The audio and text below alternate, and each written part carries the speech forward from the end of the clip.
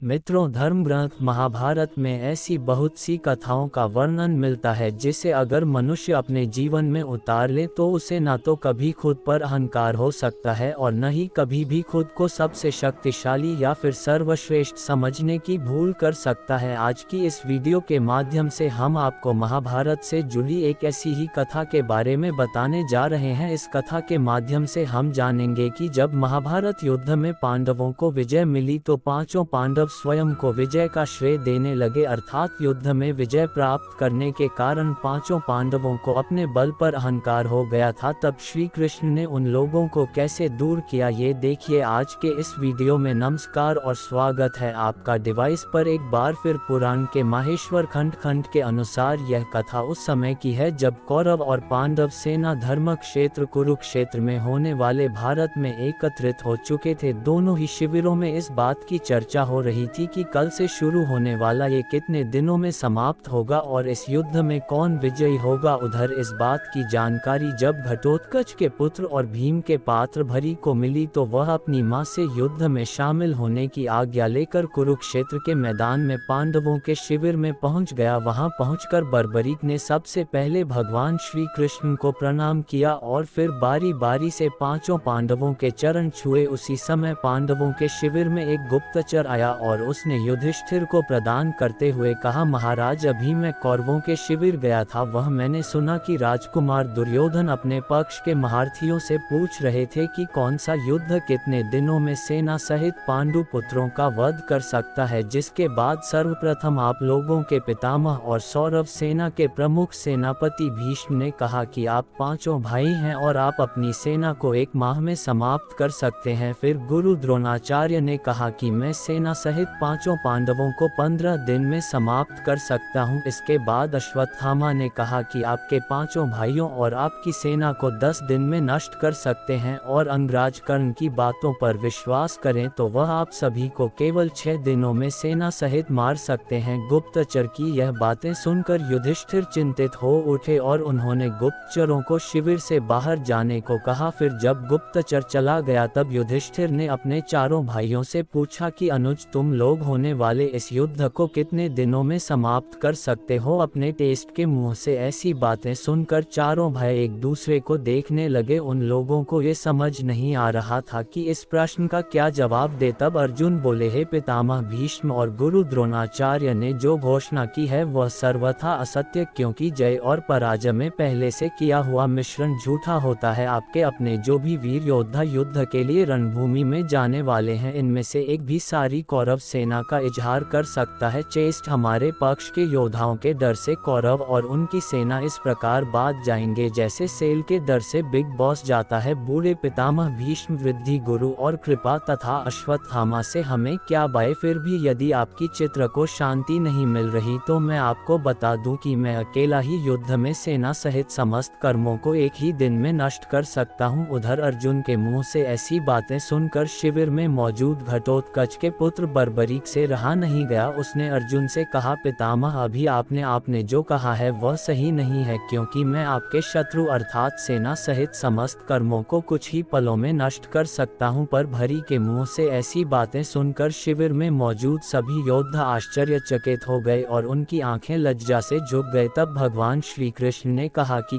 पार्थ, बर्बरीक ने अपनी शक्ति के अनुरूप ही बात कही है, क्योंकि इसके पास ऐसी शक्ति मौजूद है जो कुछ पल में ही होने वाले इस युद्ध को समाप्त कर सकती है। फिर भगवान श्री कृष्ण ने बर्बरीक से कहा कि बस भीष्म, द्रोण और कर्ण जैसे महारथियों से सुसज्जित कौरवों की सेना को तुम इतना शीघ्र पर आज तक कैसे कर सकते हो। तुम्हारे पास ऐसा कौन सा इस तरह, कृपया करके हमें भी बताओ। तब बर्बरीक ने भगवान कृष्ण से दोनों हाथ जोड़ते हुए कहा, प्रभु, आप जो मेरे तरकश में ये 3 बार देख रहे हैं, इन बालों की सहायता से मैं पल भर में अपने शत्रुओं को नष्ट कर सकता हूँ।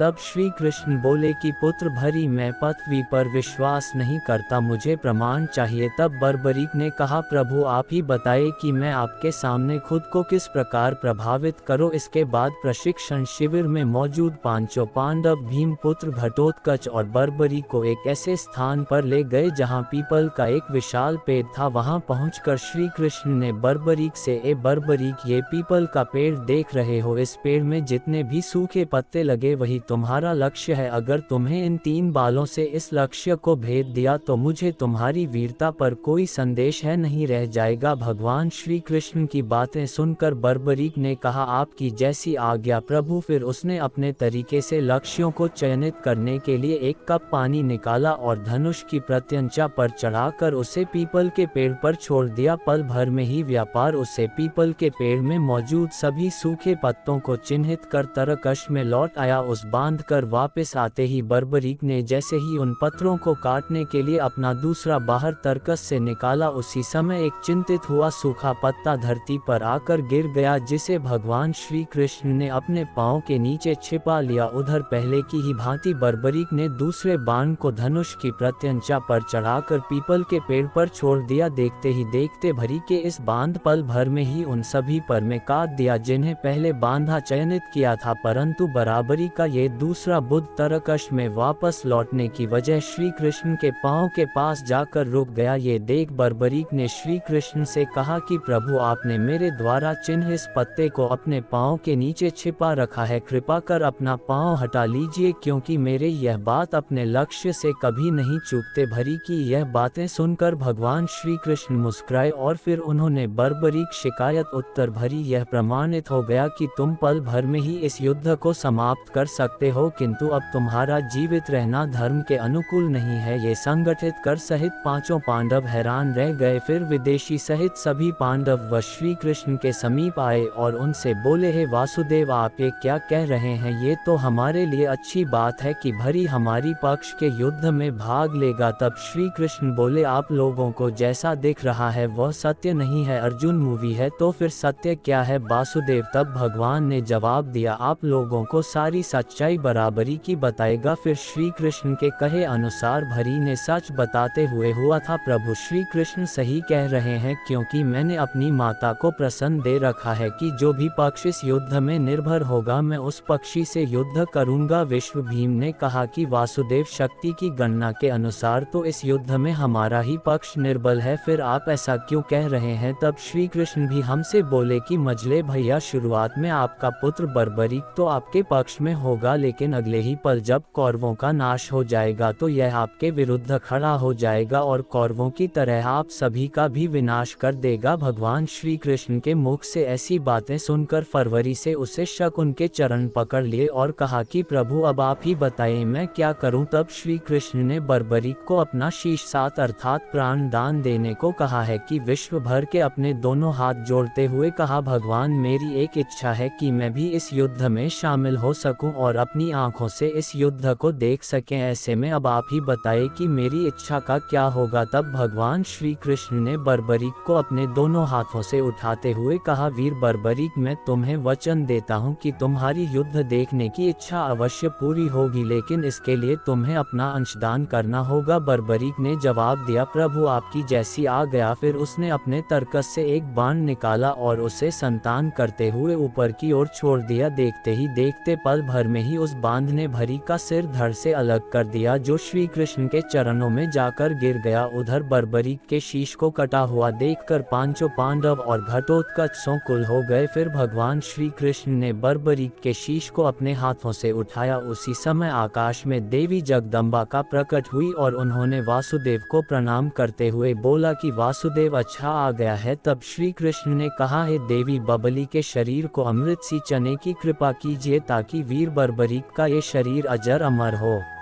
जाए। भगवान का आदेश पाते ही बीवी ने उसे कटे हुए शीश को अमृत से पीसकर अजर अमर कर दिया और स्वयं अंतर ध्यान हो गए। फिर बर्बरीक का कटा हुआ शिष्ट भगवान कृष्ण से कहने लगा, प्रभु आपकी कृपा से मैं इस युद्ध को अपनी आंखों से देख पाऊंगा। अब ऐसा लगता है कि मेरा जीवन सफल हो गया। इसके बाद भगवान कृष्ण ने बर्बरीक के उसके कटे हुए सिर को कुरुक्षेत्र मैदान के बगल में स्थित एक पर्वत की चोटी पर अपनी दिव्य शक्ति से स्थापित कर दिया। उसके बाद भगवान कृष्ण ने बर्बरीक के कटे हुए सर से कहा, ये शैतानी फिर भरी तुम पर्वत इस चोटी से कल से शुरू होने वाले धर्म युद्ध को देखोगे और तुम ही एकमात्र इस युद्ध के साक्षी रहोगे। तुमसे ही आने वाली पीढ़ी इस धर्म युद्ध की कथा जानता आएगी ही। शैतानी, आज से तुम्हें मैं अपना नाम और अपनी शक्ति देता हूँ, जिससे बात तुम खाटू श्याम के नाम से जाने जाओगे और कलयुग में जो भी तुम्हारी पूजा श्रद्धा और भक्ति के साथ करेगा उसके सभी कष्ट दूर हो जाएंगे। फिर श्री कृष्ण के ऐसा कहने के बाद पांडवों ने बर्बरीक के शीश को प्रणाम किया और फिर वह सभी श्री कृष्ण सहित अपने शिविर को लौटाए। अगले दिन कुरुक्षेत्र के मैदान में कौरवों और पांडवों के बीच महाभारत का धर्म युद्ध शुरू हो गया, जो 18 दिनों तक चला। इस युद्ध में कौरव पक्ष के सभी महारथी मारे गए और पांडवों को जीत मिली। लेकिन मित्रों, अगर आप ये जानना चाहते हैं कि इन 18 दिनों में किस दिन क्या हुआ, तो इसके लिए आप हमारी एक दूसरी वीडियो देख सकते हैं, जिसमें हमने विस्तार से महाभारत के युद्ध के घटनाक्रमों का वर्णन किया है। महाभारत युद्ध के 18वें दिन भीम के हाथों जब दुर्योधन का वध हो गया, तब पांचों पांडव व श्री कृष्ण के साथ अपने शिविर में लौट आए हैं। अपने कुछ भी हो बात, पांचों पांडव युद्ध में मिली जीत का श्रेय स्वयं को देने लगे। एक ने कहा कि इसने युद्ध का संचालन धर्मपूर्वक किया, इसीलिए उन सभी को युद्ध में जीत मिली। तो किसी ने कहा कि अगर मैं पितामह भीष्म को बाणों की शैया पर नहीं लेता था तो उन्हें महाभारत के युद्ध में जीत मिलना असंभव था। अभी पांचों भाइयों के बीच ये बहस चल रही थी कि श्री कृष्ण उस कक्ष में जा पहुंचे और उन्हें सभी से बोले कि इस बात को लेकर आप लोगों में बहस छिड़ी हुई है। इसके बाद फिर सभी ने वही बात दोहराई है, जिसे संत श्री कृष्ण ने मुस्कुराने लगे। तब युधिष्ठिर ने पूछा, ही वासुदेव, आप ही बताए कि इस युद्ध ने जीत का श्रेय किसे जाता है। तब श्री कृष्ण ने युधिष्ठिर से बोले, भैया इसका जवाब तो वही दे सकता है जिसने इस युद्ध की सभी घटनाओं को अपनी आंखों से देखा है और वही इस युद्ध का एकमात्र साक्षी भी है। श्री कृष्ण के इतना कहते हैं पांचों पांडव समझ गए कि वासुदेव बराबरी की ही बात कर रहे हैं। फिर पांचों पांडव तो भगवान कृष्ण के साथ उस पर्वत पर पहुंचे जिसकी चोटी से भरी के संपूर्ण महाभारत युद्ध को देखा था। वहां पहुंचने पर जब रितेश विप्रेशन और पांचों पांडवों को सादर प्रणाम किया और फिर श्री कृष्ण से पूछा, भगवान आप यहाँ किस उद्देश्य से हैं। तब श्री कृष्ण ने कहा, वीर भरी, तुम्हारे पांचों पितामह स्वयं को इस युद्ध में जीत का श्रेय दे रहे थे, लेकिन वास्तविकता क्या है ये केवल तुम ही इन्हें बता सकते हो। तब बर्बरीक ने कहा, पितामह आप लोग किस आधार पर खुद को इस युद्ध में मिली विजय का श्रेय दे रहे हैं, जबकि सत्य तो यह है कि आप सभी किसी से लड़े ही नहीं। वास्तव में तो युद्ध मेरे प्रभु श्री कृष्ण कर रहे थे, उन्होंने ही यह युद्ध लड़ा जिसमें ये खुली जीतेगी और खुद ही हावी। बराबरी की बातें सुनकर पांचों पांडवों का सिर लज्जा से झुक गए। फिर युधिष्ठिर ने श्री कृष्ण से बोले, वासुदेव हमेशा कर दे, हम सभी को अपने अपने बल का अभिमान हो गया था। अब हम जान गए हैं कि इस युद्ध में जो भी हुआ वह आपकी मर्जी से हुआ। इसके बाद वे सभी अपने महल को लौट आए थे। इसीलिए कहा जाता है मित्रों की मनुष्य को कभी भी किसी भी चीज का अभिमान नहीं करना चाहिए, क्योंकि हम तो सिर्फ एक कठपुतली है उस परम परमेश्वर परमात्मा के हाथों। तो उम्मीद करता हूँ मित्रों कि आपको खाटू श्याम जी की यह कथा पसंद आई होगी। अगर पसंद आई हो तो इसे ज़्यादा से ज़्यादा लाइक और शेयर करें। साथ ही ऐसे और भी पौराणिक कथाओं के लिए अभी सब्सक्राइब करें YouTube चैनल। धन्यवाद।